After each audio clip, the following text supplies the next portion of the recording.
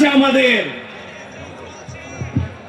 একটা কথা বলছি, আমাদের এখানে যেমন বাবরি মসজিদ হবে, তৃণমূল, আরএসএস, বিজেপি, তোমাদেরকে বলছি তোমরা যদি বাড়াবাড়ি করো, আমরা প্রত্যেক পাড়ায় পাড়ায় বাবরি মসজিদ তৈরি করব।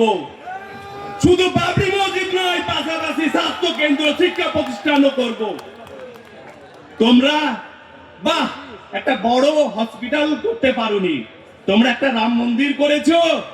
আমাদের ইমোশনালের যে মসজিদ, সেই মসজিদকে ভেঙে তোমরা মন্দির বানিয়েছো। খুব ভালো কথা, রামকে খুব ভালোবাসো তোমরা, তাই না?